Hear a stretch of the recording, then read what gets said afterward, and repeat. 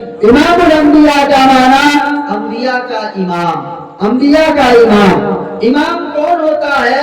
امام اپنے مقتدی کا پیشوا اور رہبر ہوتا ہے۔ امام کون ہوتا ہے؟ امام اپنے مقتدی کا ترجمان ہوتا ہے۔ آج ہم بھی نماز پڑھتے ہیں، ہمارا بھی امام ہے۔ ہمارا امام جب نماز پڑھتا ہے اللہ تبارک و تعالیٰ سے براہ راست گفتگو کرتا ہے۔ ہمارا امام جب نماز پڑھتا ہے اللہ تبارک و تعالیٰ کے سامنے مقتدی کے طرف سے ترجمان ہوتا ہے۔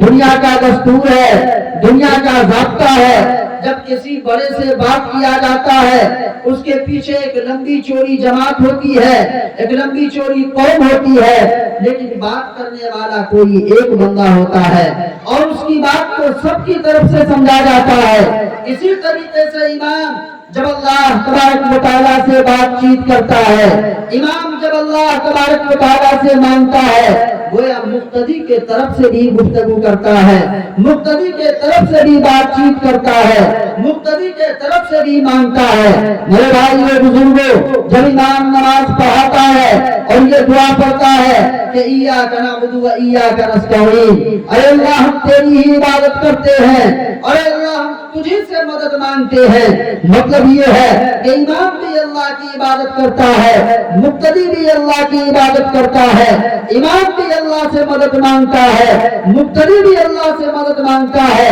آگے کہتا ہے اہدنا الصراط المستقیم، اے اللہ ہمیں سیدھے راستے پر چلانا، اے اللہ ہمیں غلط راستے سے بچانا، اے اللہ ہمیں نبیوں والے راستے پر چلانا، اے اللہ ہمیں صدیقین والے راستے پر چلانا، اے اللہ ہمیں شہداء والے راستے پر چلانا، اے اللہ ہمیں بے ایمان اور دغاباز کے راستے سے بچانا، فتین اور حاسدین کے راستے سے بچانا، جو دنیا میں دجل اور فساد مچاتا ہے ان کے راستے سے بچانا، اے اللہ ہمیں نبیوں والے راستے پر چلانا۔ امام بھی دعا کرتا ہے، ساتھ ساتھ مقتدی کی بھی دعا مانی جاتی ہے، اہدنا الصراط المستقیم۔ اسی لیے ہماری شریعت میں یہ حکم ہے، ہماری شریعت میں ہمارا مسئلے میں یہ حکم ہے، جب مقتدی امام کے پیچھے یہ نیت کر لیتا ہے کہ اس امام کے پیچھے ہم نماز پڑھتے ہیں تو اب مقتدی کے ذمہ کچھ بھی پڑھنا نہیں ہوتا، امام جو پڑھتا ہے وہی مقتدی کی مانی جاتی ہے۔ فقہ کا اصطلاح ہے کہ قراءۃ الامام قراءۃ المقتدی، امام کی قراءت مقتدی کی قراءت مانی جائے گی۔ قرآن میں بھی اللہ تبارک و تعالیٰ نے یہ ارشاد فرما دیا وَإِذَا قُرِئَ الْقُرْآنُ فَاسْتَمِعُوا لَهُ وَأَنصِتُوا لَعَلَّكُمْ تُرْحَمُونَ۔ اللہ تبارک و تعالیٰ نے یہ ارشاد فرمایا جب قرآن کریم پڑھی جائے اور جب نماز میں امام قرات کرے تو مقتدیوں کو چاہیے کہ وہ غور سے سنے، اگر سن نہیں سکتا تو وہ خاموشی اختیار کرے۔ اللہ تبارک و تعالیٰ نے دونوں باتوں کا تذکرہ کیا۔ نمبر ایک یہ کہا فَاسْتَمِعُوا لَهُ، اس کو غور سے سنو، اور یہ بھی ارشاد فرمایا وَأَنصِتُوا، خاموش رہو۔ دونوں باتوں کا تذکرہ کیوں کیا کہ خاموش بھی رہنا اور غور سے بھی سننا؟ اس لیے کہ ہم یہاں جب نماز پڑھتے ہیں ہمارے نمازوں کی حالت الگ الگ ہے۔ کچھ نمازیں ایسی ہے جس میں امام کی قرات کی آواز ہمارے کانوں تک آتی ہے، کچھ نمازیں ایسی ہے جس میں امام کی قرات کی آواز ہمارے کانوں تک نہیں پہنچتی ہے۔ میرے بھائی کے بزرگوں، اگر ظہر اور عصر کی نماز کو دیکھ لیں، اس نماز کو سری کہا جاتا ہے۔ ان نمازوں میں جب امام قرات کرتا ہے مقتدی کے کان میں آواز نہیں آتی، ان نمازوں میں جب امام سورت پڑھتا ہے مقتدی کے کان میں نہیں آتی، اور فجر اور مغرب اور عشاء ان تین نمازوں کے میں جب امام قرات کرتا ہے مقتدی کے کانوں میں آواز آتی ہے۔ اللہ تبارک و تعالیٰ نے انہی دو باتوں کی طرف اشارہ کرتے ہوئے قرآن میں یہ حکم دیا وَإِذَا قُرِئَ الْقُرْآنُ، جب امام قرات کرے، جب امام قرآن پڑھے اور آواز تمہارے کانوں تک آئے فَاسْتَمِعُوا لَهُ، تو تم غور سے سنو، اور جب ظہر اور عصر کی نماز ہو اور قرات کی آواز تمہارے کانوں تک نہ جائے تو تمہارا کام یہ ہے وَأَنصِتُوا لَهُ، تم اس کو دھیان اور خاموشی کے ساتھ خاموشی اختیار کرو. کیوں؟ لعلکم ترحمون، تاکہ تم اللہ کی رحمت کے مستحق ہو جاؤ، اللہ کے رحمت کے حقدار ہو جاؤ. جب انسان قرآن کے سامنے قرآن پڑھا جائے، اس سے یہ تقاضا ملتا ہے جب یہ قرآن پڑھا جائے قرآن کو خاموشی کے ساتھ سننا چاہیے، قرآن کو ادب کے ساتھ سننا چاہیے. اسی لیے نبی پاک صلی اللہ علیہ وسلم نے یہ ارشاد فرمایا، جب قرآن پڑھنے والا قرآن پڑھتا ہے اور سننے والا عظمت کے ساتھ سنتا ہے، سننے والا احترام کے ساتھ سنتا ہے، سننے والا ادب کے ساتھ سنتا ہے، اللہ تبارک و تعالی اس کے اوپر یہ رحم کرم فرماتے ہیں. تو میرے بھائی یہ بزرگوں، جہاں سننے والے کو ثواب عطا فرماتے ہیں، جہاں سننے والے کو اجر دیتے ہیں، پڑھنے والے کو ثواب عطا فرماتے ہیں، پڑھنے والے کو اجر دیتے ہیں، اللہ تبارک و تعالی سننے والوں کو بھی ثواب عطا فرماتے ہیں، اللہ تبارک و تعالی سننے والے کو بھی اجر عطا فرماتے ہیں. یہ اللہ تبارک و تعالی کی مہربانی. میں عرض کر رہا تھا، میری بات کی طرف دھیان دیجیے. نبی پاک صلی اللہ علیہ وسلم امام الانبیاء ہے. نبی کی سیرت کو پڑھنا، نبی کی سیرت کو سننا، نبی کی سیرت کو جاننا لیکن وہ ایمان والوں کے لیے عین ایمان ہے. جب تک نبی کی عظمت کو نہیں سمجھیں گے، نبی کا احترام ہمارے دلوں میں کیسے آئے گا؟ صحابہ نے نبی کے چہرے کو دیکھا، صحابہ نے نبی کے کردار کو دیکھا، صحابہ نے نبی کے اخلاق کو دیکھا، صحابہ نے نبی پاک صلی اللہ علیہ وسلم کے گفتار کو سنا. ان کا ایمان اتنا مضبوط تھا، ان کا ایمان اتنا مضبوط تھا، انہوں نے اپنی جان کی پرواہ نہیں کیا، اپنے بال بچوں کی جان کی پرواہ نہیں کیا، اپنی اولادوں کی جان کی پرواہ نہیں کیا. نبی کے حکم کے آگے اپنی جان کو بھی لگا دیا، نبی کے حکم کے آگے اولادوں کو بھی قربان کر دیا، نبی کے حکم کے آگے اپنی جائیداد کو بھی لٹا دیا، نبی کے حکم کے آگے اپنی دنیا کو قربان کر دیا. یہ صحابہ کا ایمان تھا. صحابہ نے نبی پاک صلی اللہ علیہ وسلم کو براہ راست اپنی آنکھوں سے دیکھا. صحابہ کرام نے نبی پاک صلی اللہ علیہ وسلم کو ڈائریکٹ آپ کی زبان سے اپنی باتوں کو سنا. یہی وجہ ہے نبی پاک صلی اللہ علیہ وسلم کے زمانے میں مسلمہ کذاب انہوں نے نبوت کا دعویٰ کیا. آپ موجود ہیں اور نبی پاک صلی اللہ علیہ وسلم کے زمانے میں مسلمہ کذاب نے نبوت کا دعویٰ کیا.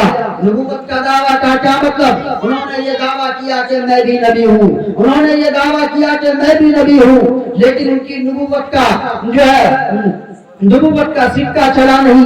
لوگ ان کی باتوں پر نہیں آئے، لوگ ان کو نہیں ماننے لگے. بہرحال مسلمہ کذاب ایک بہت بڑی طاقت تھی، ان کی اپنی فوج تھی، ان کے پاس جائیداد تھا، ان کی دولت تھی اور ان کا ایک اثر و رسوخ تھا. انہوں نے نبی پاک صلی اللہ علیہ وسلم کے زمانے میں نبوت کا دعویٰ کیا. دعویٰ کرنے کے بعد وہ خاموش نہیں رہے. جب لوگ ان کے ہاتھ پر بیعت نہیں ہونے لگے، جب لوگ ان کا کلمہ نہیں پڑھنے لگے، اللہ کے نبی کا یہ اعلان تھا، انا خاتم النبیین لا نبی بعدی، میں آخری نبی ہوں، میرے بعد اب کوئی نبی نہیں آئے گا، میرے بعد اب کوئی نبی پیدا نہیں ہوگا. میرے بعد جو نبوت کا اعلان کرے گا وہ جھوٹا ہے، میرے بعد جو نبوت کا دعویٰ کرے گا وہ کذاب ہے، میرے بعد جو نبوت کا دعویٰ کرے گا وہ ملعون ہے. ایسا ہو نہیں سکتا. اللہ تبارک و تعالیٰ نے مجھے خاتم النبیین بنا کر کے دنیا میں بھیجا اور اس کے باوجود مسلمہ کذاب نے نبوت کا دعویٰ کر دیا. دعویٰ کرنے کے بعد جب دیکھا بات نہیں بنی تو انہوں نے یہ پیغام نبی اکرم صلی اللہ علیہ وسلم کو ایک خط لکھ کر کے بھیجا. خط لکھ کر کے کیا بھیجا؟ کہا کہ اگر آپ مجھ سے بچنا چاہتے ہیں، اگر آپ مجھ سے جو ہے میرے شر سے اور میرے فتنے سے بچنا چاہتے ہیں تو دو کام کریں. پہلا عہد یہ کر لیں کہ آدھا عرب کا میں نبی اور آدھے عرب کا آپ نبی. میرے بھائی یہ بزرگوں، مسلمہ کذاب نے یہ خط لکھ کر کے رسول پاک صلی اللہ علیہ وسلم کو بھیجا. کہا اس بات کو مان لے، اس بات کو تسلیم کر لے، میرے اس نظام کو آپ قبول کر لیں. آدھے عرب کے آپ نبی، آدھے عرب کے میں نبی. تو اگر اس بات کو قبول نہیں تو آپ اس بات کو مان لیں کہ جب تک آپ ظاہری حیات میں رہیں گے، جب تک آپ اس دنیا میں باحیات رہیں گے، تب تک آپ نبی جب آپ دنیا سے چلے جائیں گے، جب آپ کا وصال ہو جائے گا، اس کے بعد میں نبی آپ اس معاہدے پر دستخط کر لیں۔ مسیلمہ کذاب نے یہ خط لکھا، آقا نامدار، مدینے کے تاجدار، امام الانبیاء، امام الحرمین، نبی القبلتین، امام جد الحسن والحسین، جناب محمد رسول اللہ صلی اللہ علیہ وسلم نے اس خط کے جواب میں یہ لکھا کہ اللہ تبارک و تعالیٰ نے مجھے نبی بنایا، اور اللہ تبارک و تعالیٰ نے خاتم النبیین بنایا، اور اللہ تبارک و تعالیٰ نے صرف اس دنیا میں میری نبوت کا اعلان نہیں کیا، جب کائنات کو بنایا نہیں تھا، جب دنیا کو سجایا نہیں تھا، جب سورج کو چمکایا نہیں تھا، جب چاند کے اندر روشنی نہیں دیا تھا، جب سمندروں میں موجیں نہیں تھی، جب دریاؤں میں طوفانی نہیں تھی، جب ستاروں میں جگمگاہٹ نہیں تھی، اللہ تبارک و تعالیٰ نے اس سے پہلے عالم ارواح کے اندر اللہ تبارک و تعالیٰ نے میری نبوت کا اعلان کر دیا۔ یہ کیسے ہو سکتا ہے؟ میں تو نبی ہوں اور آخری نبی ہوں، لیکن تو کذاب ہے، بہت بڑا جھوٹا ہے، کذاب ہے، دجال ہے۔ میرے بھائی و بزرگوں، مسیلمہ ایک خط کے جواب میں رسول پاک صلی اللہ علیہ وسلم نے جو خط لکھا، اس میں یہ لکھا کہ مسیلمہ تو کذاب ہے، اور وہ خط رسول پاک صلی اللہ علیہ وسلم دے کر کے بیٹھے اور صحابہ کے درمیان میں کہا کون ہے جو اس خط کو لے کر کے مسیلمہ کذاب کے دربار میں جائے گا؟ یہ عام بات نہیں تھی، یہ معمولی بات نہیں تھی۔ اللہ کے نبی نے اعلان کیا کون ہے جو اس خط کو لے کر کے مسیلمہ کذاب کے دربار میں جائے گا؟ میرے بھائی بزرگوں، اللہ کے نبی کا یہ اعلان کرنا تھا۔ ایک صحابی تھے جو مکہ کے گلیوں میں ٹوکری لے کر کے کھجوریں بیچتے تھے، وہ صحابی فوراً کھڑے ہو گئے اور انہوں نے کہا یا رسول اللہ اس کام کے لیے میں تیار ہوں، یا رسول اللہ اس کام کو میں جو ہے ادا کروں گا اور اس ڈیوٹی کو میں پوری کروں گا۔ روایت کے اندر آتا ہے وہ صحابی کھجور کھا رہے تھے اور کھجور کھاتے کھاتے وہ فوراً کھڑے ہو گئے اور ہاتھوں کو لہراتے ہوئے کہا یا رسول اللہ اس کام کے لیے میں تیار ہوں۔ اتنے میں بولنے میں جو کھجور کے ٹکڑے تھے اس کی زبان سے نکلے اور جو صحابہ وہاں سامنے بیٹھے تھے کسی کے سر پر گرے، کسی کے چہرے پر گرے۔ صحابی نے کہا کہ کم از کم اپنا کھجور کھا لیتے اور پھر بعد میں بولتے کہ ہم اس کام کے لیے تیار۔ وہ صحابی کہنے لگے کہا کہ اگر میں کھجور کھانے میں رہ جاتا ممکن ہے کہ اللہ کے نبی صلی اللہ علیہ وسلم یہ ڈیوٹی کسی اور کو دے دیتے۔ اللہ کے نبی نے دیکھا کہ وہ صحابی کھڑا ہو گیا، وہ کمزور تھا، لاغر تھا، جسم کے اعتبار سے بہت طاقتور نہیں اور بہت لہیب شہید نہیں تھا۔ اللہ کے نبی نے کہا تم اس کام کو انجام دے دو گے؟ کہا یا رسول اللہ میں بالکل تیار ہوں۔ کہا سوچ لو اس کے یہاں بہت بڑی دربار ہے، اس کی فوجیں ہیں اور اسی طریقے سے وہ بہت ظالم قسم کا آدمی ہے۔ کہا یا رسول اللہ آپ اس کی فکر نہ کریں، آپ اس کی دھیان نہ دیں، مجھے آپ یہ کام دے دیں۔ روایت کے اندر آتا ہے وہ کمزور صحابی جیسے ہی رسول پاک صلی اللہ علیہ وسلم نے اس خط کو پکڑایا، وہ صحابی بالکل جنرل کی طرح جس طریقے سے ایک فوجی کمانڈر ہوتا ہے اس انداز میں کھڑا ہوا۔ نبی پاک صلی اللہ علیہ وسلم نے اپنا نیزہ اس کو دیا اور کہا یہ نیزہ لیتے ہوئے جاؤ۔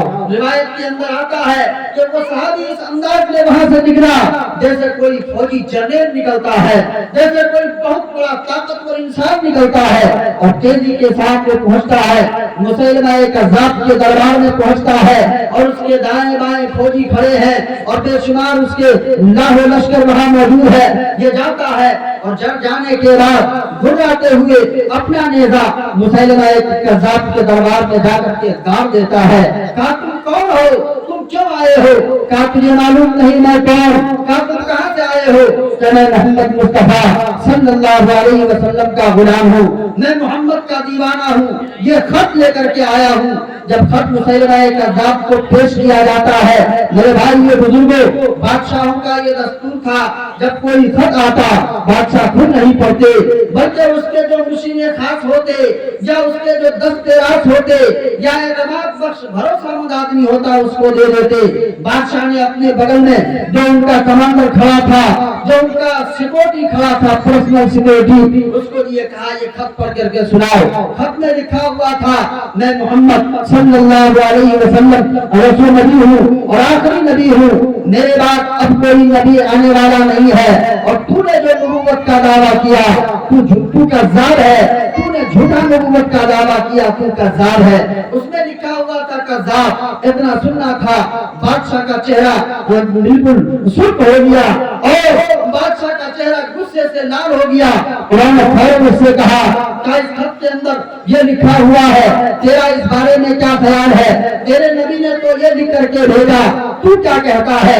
मेरे भाई ये बुजुर्गों, हजरत हरीब इब्न ज़ैद उस सहाबी का नाम था, उन्होंने कहा ख्याल पूछते हो, मेरे नबी ने जो लिखा वो 100% सच है, मेरे नबी ने जो लिखा वो 100% हक है, मेरा नबी सच बोलता है, मेरा नबी सच लिखता है, मेरे नबी कभी भी सच के अलावा कुछ नहीं कहता, मेरा नबी वही कहता है जो अल्लाह तबारक व तआला कहलवाते हैं, मेरा नबी वही करता है जो अल्लाह तबारक व तआला करने के लिए कहते हैं। कुरान में अल्लाह तबारक व तआला ने इरशाद फरमाया, वमा यंतिकु अनिल हवा इन हुवा इल्ला वह्युन युहा, मेरा नबी वही बोलता है जो वही करता हूँ। मेरे नबी के बारे में अल्लाह तबारक व तआला ने क़यामत तक आने वाली इंसानियत को ये हुक्म दे दिया कि आंख बंद करके अगर तुमने कलमा पढ़ा है ला इलाहा इल्लल्लाह मुहम्मदुर रसूलुल्लाह, अगर तुमने ईमान लाया है अल्लाह की जात पर, नबी पाक सल्लल्लाहु अलैहि वसल्लम की सिफात पर, आपकी जात पर, आपकी जमात पर अगर तुम्हारा ईमान है तो कुरान ये तुमको पैगाम देता है, मा आताकुमुर रसूल फखुदू वमा नहाकुम अन्हु फंतहू वत्तकुल्लाह इन्नल्लाह शदीदुल इक़ाब। जो रसूल तुमको दे दे वो तुम ले लो, और रसूल जिन चीजों से तुम्हें रोक दे उन चीजों से बाज आ जाओ। ये मेरा नबी का पैगाम है। हमारे नबी के बारे में तुम क्या कहते हो? जिस नबी का सफाई खुद अल्लाह देता है, जिस नबी का सफाई खुद कुरान कहता है, जिस नबी की रिसालत की कसम खुद कुरान खाता है। हमारे नबी के बारे में कुरान ये कहता है, वन्नज्मि इज़ा हवा मा ज़ल्ला साहिबुकुम वमा गवा वमा यंतिकु अनिल हवा इन हुवा इल्ला वह्युन युहा। हमारा नबी सही रास्ते पर है, हमारा नबी रास्ते से भटका नहीं है। हमारे नबी ने पूरी कौम को, पूरी इंसानियत को गुमराही से निकाल करके लोगों को हिदायत की तरफ रास्ता दिखाया है। आज तुम उस नबी के बारे में मुझसे ख्याल पूछते हो तो आप सोच लो, तुझे नहीं मालूम तेरा अंजाम क्या होगा, तुझे नहीं मालूम तेरा हाल क्या होगा, तुझे नहीं मालूम तेरा हश्र क्या करेंगे। कहा जरा पीछे पलट करके देखो और अपने दाएं बाएं देखो, मेरी फौज है और वह मुश्किल है, वह हथियार के साथ खड़ा है। वो नबी तो मेरे सामने नहीं है, लेकिन नबी का कासिद जो तू पैगाम दे करके आया है, जिस खत में यह लिखा है कज़्ज़ाब, और तू भी ये कह रहा है कि मेरे नबी ने सच कहा, मेरे नबी ने हक कहा, तेरा अंजाम क्या होगा? मेरे भाई ये बुजुर्गों, वो सहाबी रसूल कुरान गाइए, उनका ईमान कितना मजबूत था। नबी पाक सल्लल्लाहु अलैहि वसल्लम से क्या अकीदत थी, नबी पाक सल्लल्लाहु अलैहि वसल्लम से कैसी मोहब्बत थी, नबी के लिए उन्होंने अपनी जान को दांव में लगा दिया। इसीलिए तो कुरान ने ये कहा, अन्नबिय्यु औला बिल मुमिनीना मिन अनफुसिहिम व अज़वाजुहुम उम्महातुहुम व उलुल अरहाम। नबी का हक सबसे ज्यादा, अगर अल्लाह का हुक्म आ जाए, नबी का हुक्म आ जाए, इसके मुकाबले में बाप का हुक्म है तो कुर्बान कर दो, बेटा आ जाए तो कुर्बान कर दो, माल की मोहब्बत आ जाए तो कुर्बान कर दो, जायदाद की मोहब्बत आ जाए तो कुर्बान कर दो, समाज की मोहब्बत आ जाए तो कुर्बान कर दो। सबसे पहले अल्लाह तबारक व तआला की बात को मानना, नबी पाक सल्लल्लाहु अलैहि वसल्लम की बात को मानना, ये सहाबा ने हमें तालीम दिया, ये नबी ने हमें तालीम दिया, ये कुरान ने हमें तालीम दिया। वो सहाबी रसूल कहता है, तू अपनी फौज को दिखाता है, तू अपनी लश्कर को दिखाता है। याद रखे, मैं जब नबी के पैगाम को लेकर के चला था, मेरे छोटे छोटे बच्चे हैं और मेरे 11-12 बच्चे हैं, दूध पीते बच्चे हैं, शीर खार बच्चे हैं। मैंने अपने बच्चों को पलट करके नहीं देखा कि मेरे बच्चों का क्या हाल होगा। मैंने ये पलट करके नहीं सोचा कि अगर कज़्ज़ाब मुझे जो है कत्ल कर देगा, कज़्ज़ाब मुझे शहीद कर देगा तो मेरा क्या हाल होगा। मैंने अल्लाह की मोहब्बत में, रसूलुल्लाह सल्लल्लाहु अलैहि वसल्लम की मोहब्बत में निकला हूँ। जो हाल तुझे करना है कर ले। मैं नबी पाक सल्लल्लाहु अलैहि वसल्लम की मौक़िफ़ से एक इंच پیچھے ہٹنے کے لیے تیار نہیں۔ میرے بھائی یہ بزرگوں کہا کہ نہیں مانے گا۔ میرے بھائی یہ بزرگوں مسیلمہ کذاب نے یہ کیا، مسیلمہ کذاب نے یہ کیا، اپنی فوج کو حکم دیا اور اس کے دائیں بازو کو کاٹ دیا تھا۔ آپ بتا تجھے جو کرنا ہے کر لے، بائیں بازو کو بھی کاٹ دیا۔ کہا کہ یہ بندہ نہیں ڈرتا، مسلمان وہ ہے۔ نبی پاک صلی اللہ علیہ وسلم کے چہرے کو ہم نے دیکھا، آپ کی صحبت اختیار کیا۔ جب ہم فجر کی نماز پڑھتے ہیں، شہادت کی موت کی تمنا کرتے ہیں، آج نبی کی محبت سے ہمیں دور کرنا چاہتا ہے، آج نبی کے ہدف سے ہمیں پیچھے ہٹانا چاہتا ہے۔ ایک مسلمان ہم ہیں جو سماج کا لحاظ کر کے نبی کی سنتوں کو پامال کر دیتے ہیں، دوستوں کا لحاظ کر کے نبی کی سنتوں کا جنازہ نکالتے ہیں۔ میرے بھائی یہ بزرگ چند پتوں میں نبی کے لباسوں کو چھوڑ دیتے ہیں۔ ابھی الیکشن کا زمانہ آنے والا ہے، 500,000 روپیہ دے دیا جائے گا، انہی کا گمچھا سر پر ہوگا، انہی کی گنجی بدن پر ہوگی، انہی کا نعرہ لگایا جائے گا، انہی کی آواز جھنڈا لے کر کے آگے بڑھیں گے۔ ہائے مسلمان، یہ ہے ہماری ایمان کی قیمت، یہ ہے ہمارا اسلامی معاشرہ، یہ ہے ہمارا اسلامی تہذیب۔ ہم نے تو کلمہ پڑھا تھا لا الہ الا اللہ محمد رسول اللہ، اللہ کی بات کو مانیں گے، نبی پاک صلی اللہ علیہ وسلم کی سنت پر عمل کریں گے، آپ کی سنت کو زندہ کریں گے۔ حالات کچھ بھی ہو، اگر آج بھی مسلمان اس بات پر جم جائے، آج بھی مسلمان نبی پاک صلی اللہ علیہ وسلم کی سیرت کو اپنا لے، اللہ کی قسم دنیا کی کوئی طاقت ہمارا بال بیٹا نہیں کر سکتی۔ لیکن سوال یہ ہے کہ ہم مسلمان کو پہلے بنے، ہم پہلے غلامان محمد کو بن جائے۔ اللہ حضرت حبیب ابن زید نے مسیلمہ کذاب کو للکار سے یہ ہوئے کہا، غلامان محمد جان دینے سے نہیں ڈرتے، تجھے جو کرنا ہے کر لے۔ آج بھی میرا یہ اعلان، میرے نبی نے کذاب لکھا، میں بھی کہتا ہوں کہ تو کذاب ہے۔ نبی برحق جناب محمد رسول اللہ صلی اللہ علیہ وسلم ہے۔ میرے بھائی یہ بزرگوں مسیلمہ کذاب نے ان کو شہید کر دیا، انہیں قتل کر دیا۔ آقا انعامدار مدینے کے تاجدار امام الانبیاء امام الحرمین نبی القبلتین امام جد الحسن والحسین جناب محمد رسول اللہ صلی اللہ علیہ وسلم اپنی جگہ ہے اور اللہ کے نبی صلی اللہ علیہ وسلم کی آنکھ سے آنسو جاری ہے۔ صحابہ کہتے ہیں یا رسول اللہ آپ کیوں رو رہے ہیں؟ اللہ کے نبی نے ارشاد فرمایا کہ حبیب اللہ کے راستے میں شہید ہو گیا، اللہ تبارک و تعالیٰ نے اس کے لیے جنت کے تمام دروازے کھول دیے۔ میرے بھائی میں بزرگوں عرض کر رہا تھا، اللہ کے نبی امام الانبیاء ہے، اللہ کے نبی خاتم الانبیاء ہے، اللہ کے نبی نبیوں کے امام ہے، اللہ کے نبی کے بعد اب کوئی نیا نبی نہیں آئے گا۔ میں نے آپ کے سامنے کہا نبی پاک صلی اللہ علیہ وسلم امام الانبیاء کیسے ہیں؟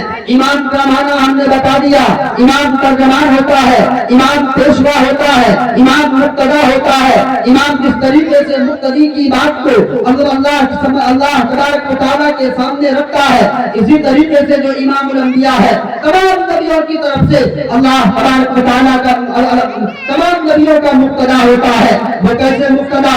آپ سنتے چلیں، قرآن کھولیں، قرآن میں آپ کو ملے گا۔